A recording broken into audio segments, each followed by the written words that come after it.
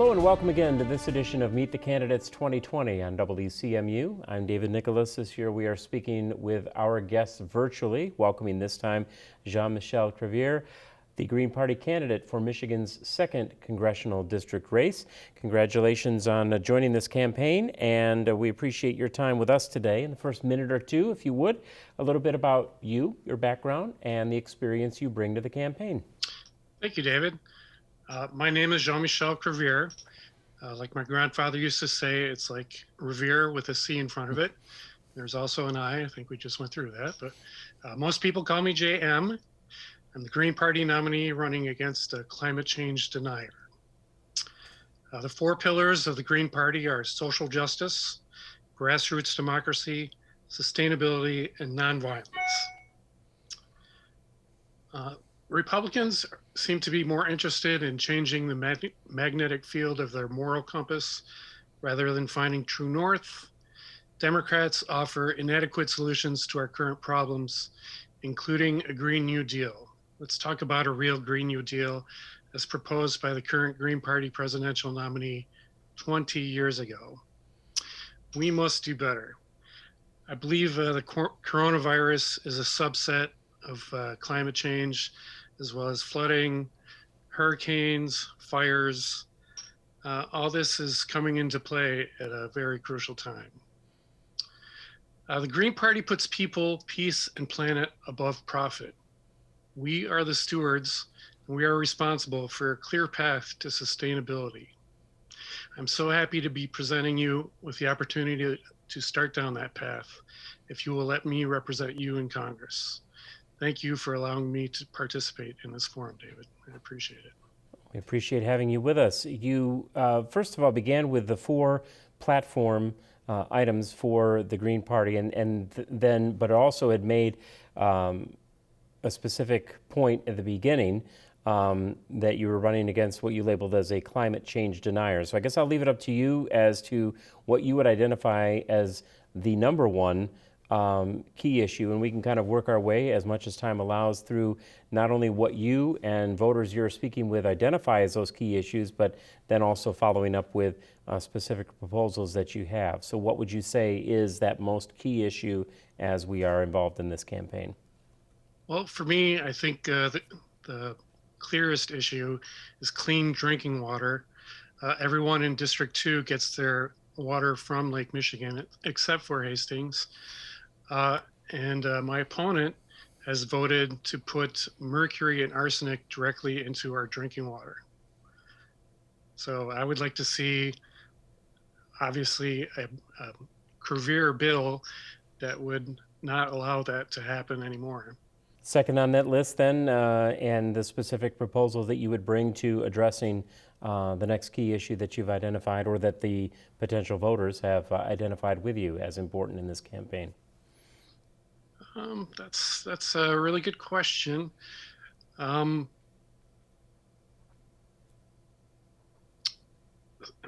me, I mean, climate change, it's really all about climate change. So those are the number 1, 2, and 3 issues easily. Yeah, and a clear path to sustainability is what we really need. I think here's something I can talk about is the response to the coronavirus.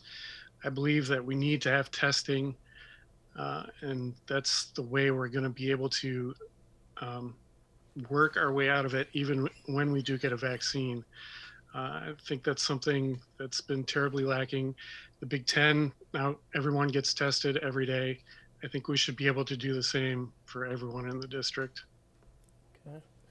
And you mentioned also then specifically the emphasis on climate change, sustainability, and you also brought up the Green New Deal. Obviously a very large issue. How would you want to go about the steps towards getting to achieving some of these overall goals of sustainability, and what the Green New Deal would look like in terms of overall policy if adopted, if you were able to be pushing that in Washington? Well, first, I think we have to identify the Green Party Green New Deal as being vastly different than the Democratic Party. I think the plan is to get renewables into action by 2030 instead of 2050 or 2035 like the Democrats are speaking about. So we would like to do that a lot quicker and get to work on that right away in Washington. I think the way we do that is we literally put power into the people's hands, that all this new renewable energy infrastructure needs to belong to the people, and they need to be able to manage it. Are there specific things within the second district that voters are telling you would assist in bringing that to a reality, to speed up that timetable, as you noted, closer to 2030, as opposed to some 2 decades later? How are they telling you they would like to see that carried out? How do you specifically see that we can accelerate that timetable? Well, I think I see the reverse actually happening in District 2. Like just in my own backyard, they took down 2 wind installations because they couldn't find someone to manage it. And to me, that just seems like going backwards. So I know a lot of people in the district think that it's a pie in the sky kind of idea, but I think it can really be done, and we need to get working on it. And when you say Green New Deal from the Green Party perspective, different from what has been labeled as a Green New Deal by those representing the Democratic Party, what distinctions would you draw? Because I think that's key for the voters to know where something that is being called the same is perhaps quite different when we look at one party's approach versus another.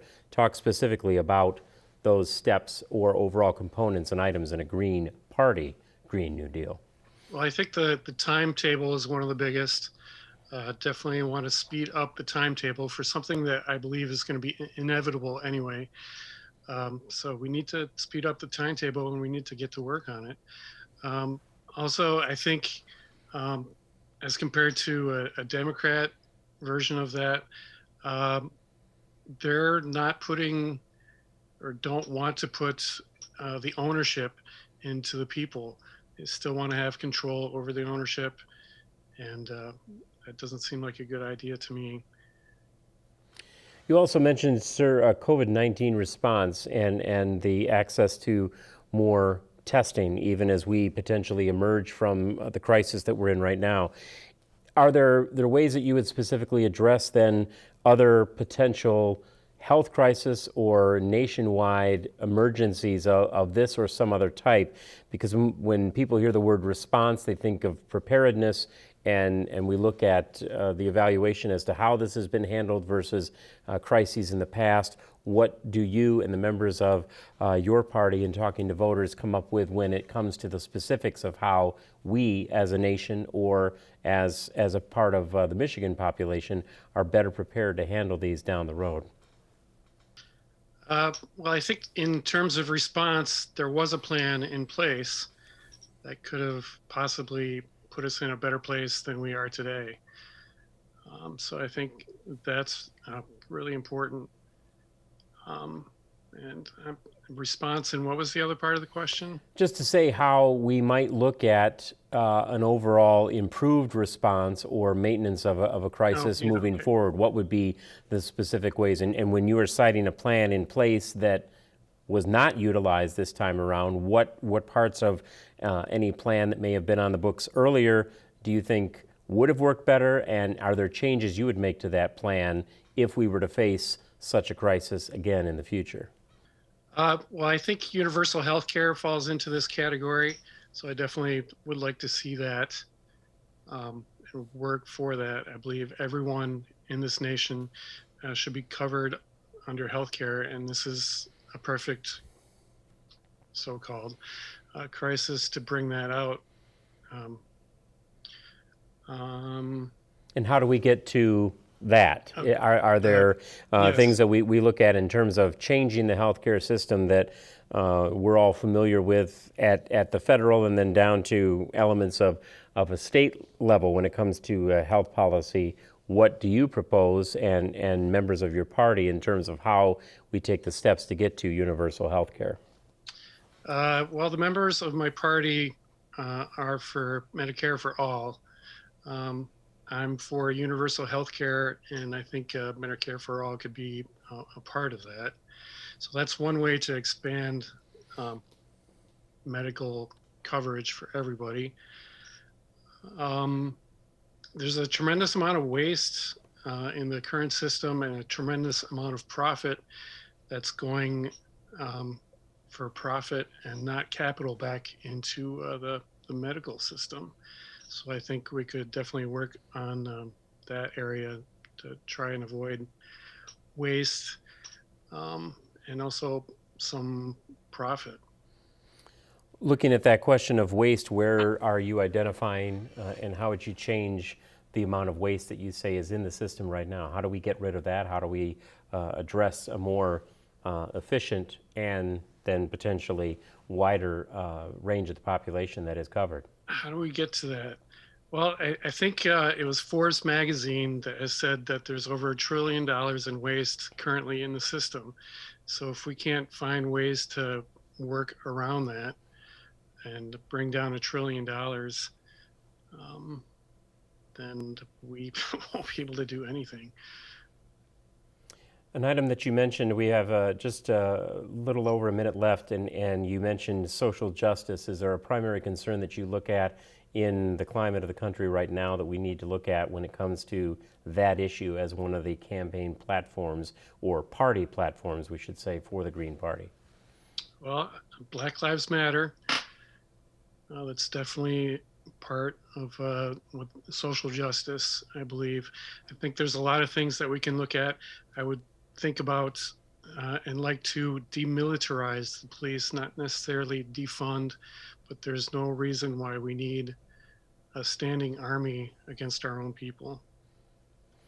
And in our last half minute then, if there was, outside of the issues that you've addressed here during our time, one final message that you would want to leave with the voters as they get set to go to the polls, what would that final message be for them?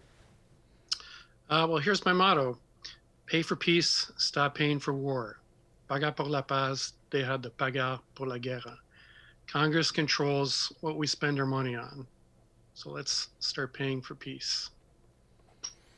We certainly appreciate your time today, not only speaking with us, but also to the potential voters in the 2nd Congressional District, the office that you're seeking this fall. Stay safe on the campaign trail. Good luck with the rest of the campaign, and thank you very much for joining us. Thank you very much for having me. I really appreciate this time. We have been speaking with Jean-Michel Creviere, the Green Party candidate for Michigan's 2nd Congressional District. All qualifying party candidates for these offices were invited to participate in our series. And David Nicholas, we invite you to join us again. Appreciate your time and attention this time around.